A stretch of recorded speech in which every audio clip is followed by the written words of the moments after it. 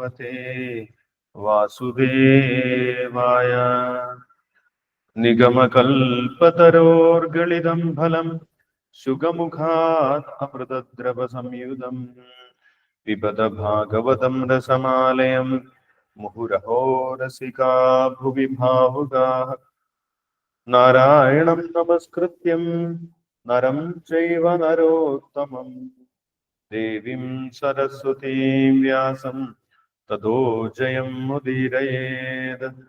നഷ്ടപ്രായേഷു ഭദ്രേഷു നിത്യം ഭാഗവത സേവയാ ഭഗവതി ഉത്തമ ശ്ലോകേ ഭക്തിർഭവതി നൈഷ്ഠികീം. കൃഷ്ണായ വാസുദേവായ ദേവകീനന്ദനായ ച നന്ദഗോപകുമാരായ ഗോവിന്ദായ നമോ നമഃ. ഹരേ കൃഷ്ണ. ശ്രീമദ് ഭാഗവതം ചതുർത്ഥ സ്കന്ധം 30-ാമത്തെ അധ്യായം പ്രചേതസ്സുകളുടെ കർമ്മങ്ങൾ. ശ്ലോകം 16 മുതൽ 20 വരെ വായിക്കാം. അപൃഥക് ധർമ്മശീലാണാം സർവേഷാം വാസു മധ്യമാ അപൃഥക് ധർമ്മശീലേയം ഭൂയാത് പത്ന്യർപ്പിതാശയാ. ദിവ്യാവർഷസഹസ്രാണാം സഹസ്രമഹതോജസഃ ഭൗമാൻ ഭോക്ഷ്യത ഭോഗാൻ വൈ ദിവ്യാംശാൻ അനുഗ്രഹാൻ മമ. അധാമയ്യനപായിന്യ ഭക്ത്യാ ബദ്ധഗുണാശയാഃ ഉഭയാസ്യ ധാമ നിർവിദ്യ നിരയാ തതഃ. ഗൃഹേഷ്വാവിശതാം ചാപി പുംസാം കുശലകർമ്മണാം മദ്വാർത്തായാദയാമാനാം ന ബന്ധായ ഗൃഹാമതാഃ.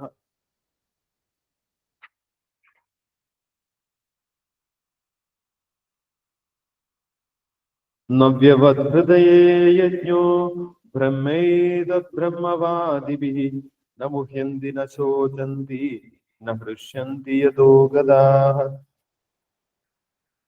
വിവർത്തനം വായിച്ചോളൂ. ഹരേ കൃഷ്ണ പ്രഭുജി. ഹരേ കൃഷ്ണ. സിന്ധുമാതാജി വായിച്ചു. ഹരേ കൃഷ്ണ. ഹരേ കൃഷ്ണ. ഓം നമോ ഭഗവതേ വാസുദേവായ.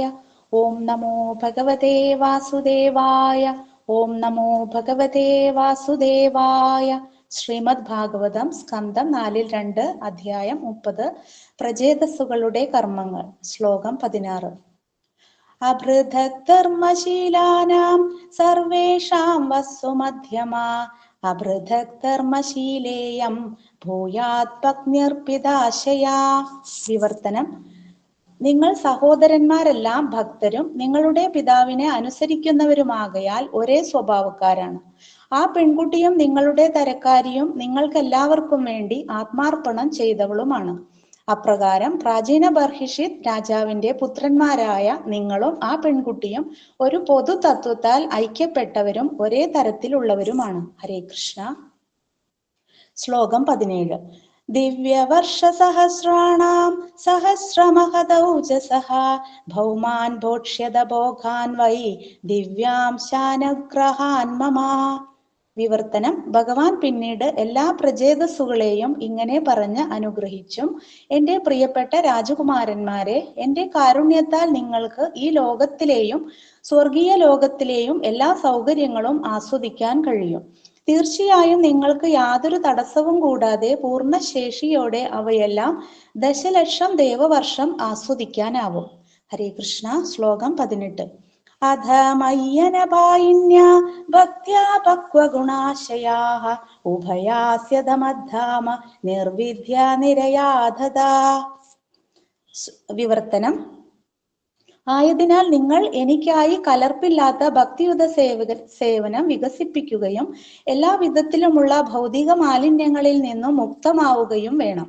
ആ സമയത്ത് നിങ്ങൾ സ്വർഗീയമെന്നും നരകീയമെന്നും പറയപ്പെടുന്ന ലോകങ്ങളിലെല്ലാം ഭൗതിക ഭോഗങ്ങളിൽ പരിപൂർണ വിരക്തരായി ഭവനത്തിലേക്ക് ഭഗവാനിലേക്ക് മടങ്ങും. ഹരേ കൃഷ്ണ. ശ്ലോകം 19. ഗൃഹേഷ്വാവിശദാം ചാപി പുംസാം കുശലകർമ്മണാം മധ്വാർത്ഥായാധയാമാനാം നബന്ധായ ഗൃഹാമധാഹ. വിവർത്തനം: ഭക്തിയുത സേവനത്തിലെ മംഗളകർമ്മങ്ങളിൽ ഏർപ്പെടുന്നവർ സർവകർമ്മങ്ങളുടെയും പരമോന്നതനായ ഭോക്താവ് പരമദിവ്യോത്തമ പുരുഷനായ ഭഗവാനാണെന്ന് തീർച്ചയായും മനസ്സിലാക്കണം. അവ്വിധത്തിൽ വർത്തിക്കുന്ന വ്യക്തി അവന്റെ കർമ്മങ്ങളുടെ ഫലങ്ങൾ പരമദിവ്യോത്തമ പുരുഷനായ ഭഗവാന് സമർപ്പിക്കുകയും സർവദാ ഭഗവത് വിഷയങ്ങളിൽ ലീനനായി ജീവിതം കടത്തിവിടുകയും ചെയ്യും. അത്തരത്തിലുള്ള ഒരു വ്യക്തി കുടുംബജീവിതത്തിൽ പങ്കാളിയായാലും അവന്റെ കർമ്മങ്ങളുടെ ഫലങ്ങളൊന്നും അവനെ ബാധിക്കുകയില്ല. ഹരേ കൃഷ്ണ. ശ്ലോകം 20. നവ്യവധൃതയേ യജ്ഞോ ബ്രഹ്മൈധദ്ബ്രഹ്മവാദിഭിഃ ന മുഹ്യന്തി ന ശോചന്തി ന ഹൃഷ്യന്തി യഥോഗതാഃ. വിവർത്തനം: സർവദാ ഭക്തിയുത സേവന പ്രവർത്തനങ്ങളിൽ മുഴുകുന്നതുമൂലം ഭക്തർക്ക് സദാ നവോന്മേഷം അനുഭവപ്പെടുകയും അവരുടെ സർവകർമ്മങ്ങളിലും പുതുമ ഉണ്ടാവുകയും ചെയ്യും. ഭക്തന്റെ ഹൃദയത്തിലുള്ള പരമജ്ഞാനി പരമാത്മാവ് എല്ലാത്തിനെയും എന്നും വർദ്ധിക്കുന്ന പുതുമയുള്ളതാക്കി തീർക്കും. നിരപേക്ഷ സത്യത്തിന്റെ വക്താക്കൾ ഇതിനെ ബ്രഹ്മപദം എന്നു പറയുന്നു. അത്തരം മുക്താവസ്ഥയിൽ ബ്രഹ്മഭൂതം ഒരുവന് മതിഭ്രമം ഉണ്ടാക്കില്ല. അവൻ ദുഃഖിക്കുകയോ അനാവശ്യമായി വിജയോന്മാദം കൊള്ളുകയോ ചെയ്യില്ല. ബ്രഹ്മഭൂത തലത്തിലാകുന്നത് കൊണ്ടാണിത് സാധിക്കുന്നത്. ഹരേ കൃഷ്ണ കൃഷ്ണ കൃഷ്ണ ഹരേ ഹരേ, ഹരേ രാമ രാമ രാമ ഹരേ ഹരേ. ഹരേ കൃഷ്ണ പ്രഭുജി. ഹരേ കൃഷ്ണ. ഹരേ കൃഷ്ണ. Thank you Sindhu Mataji. ഹരേ കൃഷ്ണ. അപ്പോൾ പ്രജേതസ്സുകളുടെ മുന്നിൽ ഭഗവാൻ നേരിട്ട് അഷ്ടഭുജങ്ങളോടുകൂടി ഗരുഡസ്കന്ധ ആരൂഢനായിട്ട് പ്രത്യക്ഷപ്പെട്ടു. അഷ്ടായുധങ്ങളോടും അഷ്ടഭുജങ്ങളോടും കൂടി ഭഗവാൻ തന്റെ സഹചരന്മാരോടൊത്ത്, തന്റെ പാർഷദന്മാരോടൊത്ത്, ദേവന്മാരോടും മഹർഷിമാരോടും ഗന്ധർവ കിന്നരന്മാരോടും ഒത്ത് ഭഗവാൻ പ്രജേതസ്സുകളുടെ മുന്നിൽ പ്രത്യക്ഷനായി. ആ ഭഗവാന്റെ രൂപം പ്രജേതസ്സുകൾ ആസ്വദിച്ചു. ആ സമയത്ത് ഭഗവാൻ കാരുണ്യപൂർവം പ്രജേതസ്സുകളെ അനുഗ്രഹിച്ചുകൊണ്ട് സംസാരിക്കുന്നതാണ് നമ്മൾ വായിക്കുന്നത്. ഭഗവാൻ വലിയ സന്തോഷത്തിലായിരുന്നു എന്ന് പ്രജേതസ്സുകളോട് നേരത്തെ തന്നെ അറിയിച്ചു. പ്രജേതസ്സുകൾ ഒന്നും പറയാതെ തന്നെ അനുഗ്രഹപൂർവം ഭഗവാൻ പ്രജേതസ്സുകളോട് സംസാരിക്കാൻ ആരംഭിച്ചു. ഭഗവാനെ ഏറ്റവും കൂടുതൽ സന്തോഷിപ്പിച്ചത് അവരുടെ ഐക്യമായിരുന്നു. അവരുടെ ഐക്യത്തോടെയുള്ള ഭഗവത് സേവനം. 10,000 വർഷം അവർ സമുദ്രത്തിനടിയിൽ ഭഗവാനെ രുദ്രഗീതം ഉരുവിട്ടുകൊണ്ട് ആരാധിച്ചിട്ടുണ്ടായിരുന്നു. ആ സമയത്തെല്ലാം അവര് പരസ്പരം സഹകരിച്ചുകൊണ്ട് ഐക്യത്തോടുകൂടി യാതൊരു അഭിപ്രായ ഭിന്നതയുമില്ലാതെ ആ സാഹോദര്യം പൂർണ്ണമായിട്ടും പ്രകടിപ്പിച്ചുകൊണ്ടായിരുന്നു വർത്തിച്ചിരുന്നത്. ആ സഹോദര്യ ബന്ധമാണ്, അവരുടെ ഐക്യമാണ് ഭഗവാനെ കൂടുതൽ ആകർഷിച്ചത്. ആ സന്തോഷം ഭഗവാൻ അവരുടെ മുന്നിൽ പ്രകടിപ്പിക്കുകയും ചെയ്തു. തുഷ്ടോഹം, ഞാൻ വളരെ സന്തുഷ്ടനാണ്, നിങ്ങൾക്ക് എല്ലാവിധ അനുഗ്രഹങ്ങളും നൽകാൻ എനിക്ക് വലിയ സന്തോഷമാണ് എന്ന് പറഞ്ഞുകൊണ്ട് ഭഗവാൻ വ്യത്യസ്തമായിട്ടുള്ള അനുഗ്രഹങ്ങൾ പ്രജേതസ്സുകൾക്ക് നൽകി. ആരാണോ പ്രജേതസ്സുകളെ ദിവസവും സ്മരിക്കുന്നത് അവർക്കും പ്രജേതസ്സുകളെ പോലെയുള്ള ആ സഹോദര ഐക്യമുണ്ടാകും. സഹോദരന്മാർ തമ്മിലുള്ള അഭിപ്രായ ഭിന്നതയെല്ലാം ഇല്ലാതാവും. നിങ്ങളുടെ യശസ് ലോകം മുഴുവൻ വർദ്ധിക്കും. പ്രജേതസ്സുകൾ ലോകം മുഴുവൻ അറിയപ്പെടുന്നവരായിട്ട് തീരും. മാത്രമല്ല, ആരാണോ പ്രജേതസ്സുകൾ ചെയ്തതുപോലെ രുദ്രഗീതം കീർത്തിച്ചുകൊണ്ട് ഭഗവാനെ നിരന്തരം സ്തുതിക്കുന്നത് അവർക്കും എല്ലാവിധ അനുഗ്രഹങ്ങളും നൽകാൻ ഞാൻ വളരെയധികം സന്തുഷ്ടനാണ്, എനിക്ക് വലിയ സന്തോഷമാണ്, അവർക്കും വലിയ അനുഗ്രഹം നൽകാൻ വേണ്ടി ഭഗവാൻ പറഞ്ഞിട്ടുണ്ടായിരുന്നു. അതിനുശേഷം ഭഗവാൻ അവർക്ക് വേണ്ടിയുള്ള ഭഗവാന്റെ പദ്ധതിയെ കുറിച്ച് പറഞ്ഞു. പിതാവിന്റെ ആജ്ഞ അനുസരിച്ച്, പ്രാചീന ബർഹിഷത്തിന്റെ ആജ്ഞ അനുസരിച്ച് നിങ്ങൾ വിവാഹിതരാകണം എന്നാണ് ഭഗവാൻ പറഞ്ഞത്. പ്രാചീന ബർഹിഷത്ത് അവരെ തപസ്സിനായിട്ട് പറഞ്ഞയച്ചിട്ടുള്ളത് സത്സന്താന ഉൽപ്പത്തിക്ക് വേണ്ടിയാണ്. അപ്പോൾ നിങ്ങൾ തീർച്ചയായിട്ടും വിവാഹം ചെയ്യണം. നിങ്ങൾക്ക് വിവാഹം ചെയ്യുന്നതിന് വേണ്ടി ഒരു പെൺകുട്ടി തയ്യാറായിട്ട് ഇരിക്കുന്നുണ്ട്. ആ പെൺകുട്ടിയെ ഭഗവാൻ പരിചയപ്പെടുത്തി കണ്ടു മഹർഷിയുടെയും പ്രംലോചയുടെയും പുത്രിയായിട്ടുള്ള, വൃക്ഷങ്ങളാൽ വളർത്തപ്പെട്ടിട്ടുള്ള, ചന്ദ്രദേവനായിട്ടുള്ള സോമൻ അമൃതം നൽകി വളർത്തിയ പ്രംലോചയുടെ പുത്രി മാരീഷ നിങ്ങളെ വിവാഹം ചെയ്യാൻ തയ്യാറായിട്ടുണ്ട്. നിങ്ങൾക്ക് ഏറ്റവും അനുയോജ്യയാണ് ആ പെൺകുട്ടി എന്ന് ഭഗവാൻ മാരീചയെ പ്രചേതസ്സുകൾക്ക് പരിചയപ്പെടുത്തി കൊടുക്കുകയാണ്. അപ്പോൾ നേരിട്ട് ഭഗവാൻ തന്നെ ആ ഭക്തന്മാരെ കുറിച്ച് ചിന്തിക്കുകയും ആ ഭക്തന്മാരുടെ ഭാവിയെ കുറിച്ച് ചിന്തിക്കുകയും ഭാവിയിൽ ആരെയാണ് പ്രചേതസ്സുകൾ വിവാഹം ചെയ്യേണ്ടത് എന്ന് പറഞ്ഞു കൊടുക്കുകയും ആ പെൺകുട്ടിയെ പരിചയപ്പെടുത്തി കൊടുക്കുകയും ആ പെൺകുട്ടിയുടെ സ്വഭാവ സവിശേഷതകളൊക്കെ പറഞ്ഞ് പ്രചേതസ്സുകളെ വിവാഹത്തിലേക്ക് കൂട്ടിക്കൊണ്ടുവരികയും ചെയ്യുന്നു ഭഗവാൻ. ഈ നമ്മൾ ഇന്ന് വായിച്ചിട്ടുള്ള 16ാമത്തെ ശ്ലോകത്തിലും ആ പെൺകുട്ടിയെ കുറിച്ചാണ് പറയുന്നത്. അപൃഥഗ്ധർമ്മശീലാനം സർവേഷാം വ സുമധ്യമാം അപൃഥഗ്ധർമ്മശീലയം ഭൂയാത് പത്ന്യർപ്പിതാശ്രയം. ആ പെൺകുട്ടിയും നിങ്ങളെപ്പോലെ തന്നെയാണ്. നിങ്ങൾക്ക് വളരെ അനുയോജ്യയാണ്. കാരണം എന്താണ്? നിങ്ങളെപ്പോലെ തന്നെ ഭക്തയാണ് ആ കുട്ടിയും. നിങ്ങളെപ്പോലെ തന്നെ വളരെ ഐക്യത്തിൽ പെരുമാറാൻ കഴിയുന്ന ഒരു കുട്ടിയാണ്. അതുകൊണ്ട് നിങ്ങൾക്ക് വളരെ അനുയോജ്യമാണ് ആ കുട്ടി. നിങ്ങൾക്ക് വേണ്ടി എല്ലാവിധ സേവനങ്ങളും ചെയ്യാൻ ആ പെൺകുട്ടി തയ്യാറാണ് എന്നാണ് ഭഗവാൻ പറയുന്നത്. അപ്പോൾ ഭഗവാന് എല്ലാവരുടെയും ഹൃദയം അറിയാം. ഓരോരുത്തരുടെയും ഹൃദയത്തിൽ ഇരിക്കുന്നത് വ്യക്തമായിട്ട് അറിയുന്നത് ഭഗവാനാണ്. അതുകൊണ്ട് ആ കുട്ടിയുടെ ഹൃദയം ഭഗവാൻ പ്രചേതസ്സുകൾക്ക് പറഞ്ഞു കൊടുക്കുകയാണ്. ആ കുട്ടിയും നിങ്ങൾക്ക് ഏറ്റവും അനുയോജ്യമായിട്ടുള്ള ഒരു പെൺകുട്ടിയാണ് എന്നാണ് ഭഗവാൻ പറയുന്നത്. അതുകൊണ്ട് നിങ്ങൾ അധികം വൈകാതെ തന്നെ ആ പെൺകുട്ടിയെ വിവാഹം ചെയ്യണം. നിങ്ങളുടെ പിതാവിന്റെ ആഗ്രഹം നിറവേറ്റണം എന്നാണ് ഭഗവാൻ പറയുന്നത്. അപ്പോൾ പ്രചേതസ്സുകൾക്ക് ചിലപ്പോൾ ഭയമുണ്ടാകും. ഞങ്ങൾ ഇത്രയും തപസ് ചെയ്തു, ഭഗവാൻ പ്രത്യക്ഷനായി, ഇനി വീണ്ടും കുടുംബജീവിതത്തിലേക്ക് പോയി കുടുംബജീവിതത്തിലെ പ്രശ്നങ്ങളും ഭാരങ്ങളും ഒക്കെ ഏറ്റെടുക്കണം. അതിനെക്കുറിച്ച് യാതൊരു വിഷമിക്കേണ്ട ആവശ്യമില്ല. നിങ്ങൾക്ക് എല്ലാവിധ ഭൗതികമായിട്ടുള്ള സൗകര്യവും, നിങ്ങൾക്ക് എല്ലാവിധ ആയുസ്സും ആരോഗ്യവും എല്ലാം എന്റെ അനുഗ്രഹത്താൽ ലഭിക്കും എന്ന് അടുത്ത ശ്ലോകത്തിൽ ഭഗവാൻ പറയും. 17ാമത്തെ ശ്ലോകത്തിൽ പറയുന്നു, നിങ്ങൾക്ക് എന്റെ അനുഗ്രഹം കൊണ്ട്, ഭഗവാന്റെ അനുഗ്രഹം കൊണ്ട് 10 ലക്ഷം വർഷം, ദശലക്ഷം വർഷം ജീവിക്കാൻ സാധിക്കുമെന്നാണ് പറയുന്നത്. 10 ലക്ഷം വർഷം നിങ്ങൾക്ക് എന്റെ അനുഗ്രഹത്താൽ ആയുരാരോഗ്യത്തോടുകൂടി, യാതൊരു ആരോഗ്യ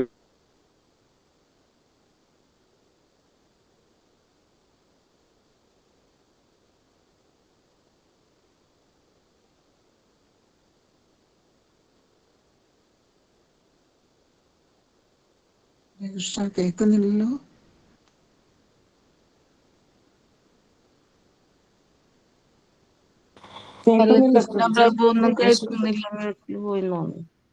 ദശലക്ഷം വർഷം ജീവിക്കാൻ സാധിക്കും, വളരെ ആരോഗ്യത്തോടു കൂടി ജീവിക്കാൻ സാധിക്കും എന്നാണ് ഭഗവാൻ അവരെ അനുഗ്രഹിക്കുന്നത്. പക്ഷെ അങ്ങനെ ജീവിക്കുന്ന സമയത്ത് ഈ ഭൗതിക ലോകത്തിൽ കുടുങ്ങിപ്പോകാതിരിക്കാൻ, കുടുംബജീവിതത്തിൽ, ഗൃഹസ്ഥ ജീവിതത്തിൽ ഇരിക്കുമ്പോഴും ഈ ഭൗതിക ബന്ധനത്തിൽ കുടുങ്ങിപ്പോകാതിരിക്കാൻ വേണ്ടി ഭഗവാൻ ഒരു ന്യായം പറഞ്ഞു കൊടുക്കുന്നുണ്ട്. കുടുംബജീവിതത്തിൽ ഇരിക്കുമ്പോഴും എന്നെ പൂർണ്ണമായിട്ടും ഉപാസിച്ചുകൊണ്ട്, ഭഗവാനെ ആശ്രയിച്ചുകൊണ്ട് ഭഗവത് പ്രീതിക്കായിട്ട് പ്രവർത്തിക്കണം. മയ്യനപായിന്യ ഭക്ത്യാ പക്വഗുണാശയ. നിരന്തരം എന്റെ സേവനത്തിൽ തന്നെ ഏർപ്പെട്ടുകൊണ്ടിരിക്കണം എന്നാണ് ഭഗവാൻ പറയുന്നത്.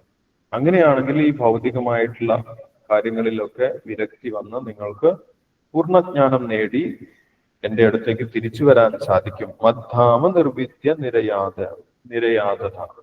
എന്റെ അടുത്തേക്ക് നിങ്ങൾക്ക് തിരിച്ചു വരാൻ സാധിക്കുമെന്നാണ് പറയുന്നത്. അപ്പോൾ ഭഗവാൻ കൊടുക്കുന്ന ഭൗതിക അനുഗ്രഹങ്ങൾ ഒരിക്കലും ഭക്തന്മാരെ ഭൗതിക ലോകത്ത് ബന്ധിപ്പിക്കുന്നതല്ല, ഭഗവാൻ അവരെ മോചിപ്പിക്കുന്നതിനുള്ള വഴിയും പറഞ്ഞു കൊടുക്കുന്നു. കുടുംബജീവിതത്തിൽ ഇരിക്കുമ്പോഴും എന്നെക്കുറിച്ച് എനിക്കായിട്ട് അർപ്പിച്ചുകൊണ്ട് പ്രവർത്തനങ്ങൾ ചെയ്തു കഴിഞ്ഞാൽ, നിങ്ങൾ ഭൗതിക ബന്ധനത്തിൽ പെടുന്നില്ല, നിങ്ങൾക്ക് അവസാനം എൻ്റെ അടുത്തേക്ക് തിരിച്ചു വരാൻ സാധിക്കുമെന്നാണ് പറയുന്നത്.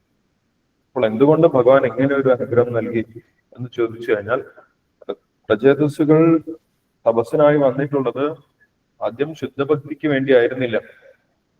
അവർ വിവാഹം ചെയ്ത് ഒരു സത്സന്താന ഉൽപാദനത്തിന് വേണ്ടിയിട്ടാണ് തപസ്സിനായിട്ട് വന്നിട്ടുള്ളത്. നല്ല കുഞ്ഞുങ്ങൾ ഉണ്ടാകണം എന്നുള്ള ആഗ്രഹത്തോട് കൂടിയിട്ടാണ് അവര് തപസ് ചെയ്യാൻ വന്നിട്ടുള്ളത്. അപ്പോൾ ഭഗവാൻ ആ ആഗ്രഹങ്ങളൊക്കെ നിറവേറ്റിയതിന് ശേഷം എൻ്റെ അടുത്തേക്ക് വരാം, അതിനുള്ള പദ്ധതിയാണ് ഭഗവാൻ ഇവിടെ പറഞ്ഞു കൊടുക്കുന്നത്. അപ്പോൾ അവരെ സാന്ത്വനിപ്പിക്കുന്നതിന് വേണ്ടി ഭഗവാൻ പറഞ്ഞു, നിങ്ങൾ ഗൃഹസ്ഥാശ്രമത്തിലാണെങ്കിൽ പോലും ഗൃഹേഷ്വാവിശദാം ചാപി, കുടുംബജീവിതത്തിലാണെങ്കിൽ പോലും നിങ്ങൾക്ക് ഭൗതിക ബന്ധനത്തിൽ പെടാതിരിക്കാം. എങ്ങനെയാണെങ്കിൽ മത് വാർത്തായാതയാമാനാം ന ബന്ധായ ഗൃഹാമത, എനിക്ക് എല്ലാവിധ കർമ്മങ്ങളും അർപ്പിച്ചുകൊണ്ട് പുംസാം കുശലകർമ്മണം, എല്ലാവിധ കർമ്മങ്ങളും എന്റെ തൃപ്തിക്കായിട്ട് ചെയ്തുകൊണ്ട്, നിങ്ങളുടെ ഇന്ദ്രിയ തൃപ്തിക്ക് വേണ്ടിയല്ല, കുടുംബത്തിൽ എല്ലാവരും ചേർന്ന് എന്റെ തൃപ്തിക്കായിട്ട് പ്രവർത്തിച്ചു കഴിഞ്ഞാൽ, എന്നെ കുറിച്ച് സംസാരിച്ചു കഴിഞ്ഞാൽ, എന്റെ ലീലകൾ, എന്റെ കർമ്മങ്ങളൊക്കെ നിരന്തരം നിങ്ങൾ സംസാരിച്ചു കഴിഞ്ഞാൽ, മത് വാർത്തായാതയാമാന, നിങ്ങൾ സമയം കടത്തി വിടേണ്ടത് മറ്റു ഭൗതിക വാർത്തകൾ പറഞ്ഞുകൊണ്ടല്ല, എന്നെ കുറിച്ച് സംസാരിച്ചുകൊണ്ടാണ്. അങ്ങനെയാണെങ്കിൽ ന ബന്ധായ ഗൃഹാമത, നിങ്ങൾ വീട്ടിലാണെങ്കിൽ പോലും ആ ഭൗതിക ബന്ധനത്തിൽ കുടുങ്ങിപ്പോകുന്നില്ല എന്നാണ് പറയുന്നത്. അപ്പോൾ ഇതെല്ലാവർക്കും സ്വീകരിക്കാവുന്ന മാർഗമാണ്. വീട്ടിലിരിക്കുകയാണെങ്കിലും ഭഗവാനെ കുറിച്ച് കേൾക്കുകയും ഭഗവാനെ കുറിച്ച് സംസാരിക്കുകയും ഭഗവാന്റെ സേവനത്തിൽ ഏർപ്പെട്ടുകൊണ്ടും കുടുംബാംഗങ്ങൾ മുന്നോട്ട് പോവുകയാണെങ്കിൽ അവർക്ക് സന്യാസമൊന്നും സ്വീകരിക്കേണ്ട ആവശ്യമില്ല. അവർക്ക് കുടുംബത്തിൽ ഇരുന്നു കൊണ്ട് തന്നെ മുക്തി നേടി ഭഗവാന്റെ അടുത്തേക്ക് തിരിച്ചു പോകാം എന്നാണ് ചൈതന്യ മഹാപ്രഭു പറഞ്ഞിട്ടുള്ളത്. ഭഗവത്ഗീതയിലും പറയുന്നുണ്ട്, തസ്മാ അസക്ത സതതം കാര്യം കർമ്മ സമാചര അസക്തോ ഹി ആചരൻ കർമ്മ പരമാപ്നോതി പൂരുഷ. ഭഗവത്ഗീതയിൽ 3-ാമത്തെ അധ്യായത്തിൽ 19-ാമത്തെ ശ്ലോകത്തിൽ അസക്തമായിട്ട് കർമ്മങ്ങൾ, അനാസക്തമായിട്ട് കർമ്മങ്ങളൊക്കെ ചെയ്യണം. അതെങ്ങനെയാണ്? പരമപുരുഷനായിട്ടുള്ള ഭഗവാന് അർപ്പിച്ചുകൊണ്ടാണ് എല്ലാവിധ കർമ്മങ്ങളും ചെയ്യേണ്ടത്. അങ്ങനെയാണെങ്കിൽ വീട്ടിലിരിക്കുകയാണെങ്കിൽ പോലും കുടുംബത്തിലിരിക്കുകയാണെങ്കിൽ പോലും നിങ്ങൾക്ക് ബന്ധനം ഉണ്ടാവില്ല. നിങ്ങൾക്ക് ഉത്സാഹത്തോടു കൂടി ഭക്തി ചെയ്യാനുള്ള ബുദ്ധി ഞാൻ നൽകുകയും ചെയ്യും എന്നടുത്ത ശ്ലോകത്തിൽ ഭഗവാൻ പറയുന്നത്. പുതിയ പുതിയ കാര്യങ്ങൾ ഭഗവാനെ കുറിച്ച് മനസ്സിലാക്കാൻ സാധിക്കും. അങ്ങനെ കൂടുതൽ ഉത്സാഹം ഭക്തിയിൽ നമ്മൾക്ക് പുലർത്താൻ സാധിക്കും. അതിനുള്ള അവസരം ഭഗവാൻ നൽകുമെന്നാണ് പറയുന്നത്. അപ്പോൾ ഭക്തിയിൽ തന്നെ മുഴുകി ജീവിതകാലം മുഴുവൻ കടത്തിവിടുന്നതിനെയാണ് ബ്രഹ്മഭൂതാവസ്ഥ എന്ന് ഭഗവത്ഗീതയിൽ പറയുന്നത്. 2-ാമത്തെ അധ്യായത്തിൽ അവസാനത്തെ ശ്ലോകത്തിൽ അങ്ങനെ തന്നെ ഇരിക്കാനാണ് പറയുന്നത്. ജീവിതകാലം മുഴുവൻ ഏഷാ ബ്രാഹ്മീ സ്ഥിതി പാർത്ത നൈനാം പ്രാപ്യ വിമുഖ്യതി ഹിത്വാസ്യാം അന്ധകാലേപി ബ്രഹ്മനിർമ്മാണം വെച്ചത്. ആ ആത്മീയാവസ്ഥയിൽ തന്നെ ഭഗവാനെ കുറിച്ച് ചിന്തിച്ചുകൊണ്ട് തന്നെ ഭഗവാന്റെ സേവനത്തിൽ തന്നെ ഇരിക്കുകയാണെങ്കിൽ അവസാന സമയത്തും ഭഗവാനെ സ്മരിച്ച് തിരിച്ച് ഭഗവാന്റെ അടുത്തേക്ക് പോകാൻ സാധിക്കും എന്നാണ് പറയുന്നത്. അപ്പോൾ അങ്ങനെ ഇരിക്കുന്ന സമയത്ത് നമ്മൾക്ക് യാതൊരു ഉത്കണ്ഠകളും ഉണ്ടാകുന്നില്ല. ദുഃഖങ്ങൾ, ഭൗതിക ദുഃഖങ്ങൾ നമ്മളെ ബാധിക്കുന്നില്ല. അങ്ങനെ സന്തോഷത്തോടു കൂടി തന്നെ മുന്നോട്ട് പോകാൻ സാധിക്കുമെന്നാണ് ഭഗവാൻ അവരോട് നിർദ്ദേശിച്ചിട്ടുള്ളത്. ന മുഹ്യന്തി ന ശോചന്തി ന ഹൃഷ്യന്തി യഥോഗത 20-ാമത്തെ ശ്ലോകത്തിൽ പറയും. അപ്പൊ നിങ്ങൾക്ക് കൂടുതൽ ഭഗവാനെ കുറിച്ച് അറിയാനും കൂടുതൽ ഉത്സാഹത്തോടു കൂടി ഭക്തി ചെയ്യാനുമുള്ള ആ അറിവ്, ആ ജ്ഞാനം ഞാൻ നൽകും എന്ന് ഭഗവാൻ വാഗ്ദാനം ചെയ്യുന്നു. അപ്പോൾ ഇങ്ങനെയുള്ള അനുഗ്രഹങ്ങളെല്ലാം പ്രചേതസ്സുകൾക്ക് അവരൊന്നും ചോദിക്കാതെ തന്നെ അവരെ കണ്ട ഉടനെ അവരോട് അനുഗ്രഹപൂർവം ഭഗവാൻ പറഞ്ഞിട്ടുള്ളതാണ്. ഇത്രയും പറഞ്ഞിട്ട് ഭഗവാൻ അവിടെ നിർത്തുകയാണ്. ഇതൊക്കെ കേട്ട സമയത്ത് പ്രചേതസ്സുകൾ ഭഗവാനോട് എന്താണ് പറഞ്ഞത് എന്ന് മൈത്രേയ മഹർഷി അടുത്ത ശ്ലോകങ്ങളിൽ പറയുന്നുണ്ട്. അത് നമുക്ക് അടുത്ത ദിവസങ്ങളിൽ നോക്കാം. നമുക്ക് നാമജപം തുടരാം. ഹരേ കൃഷ്ണ.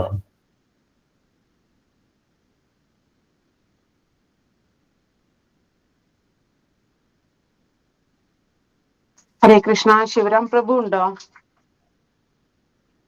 ഹരേ കൃഷ്ണ. രമ്യ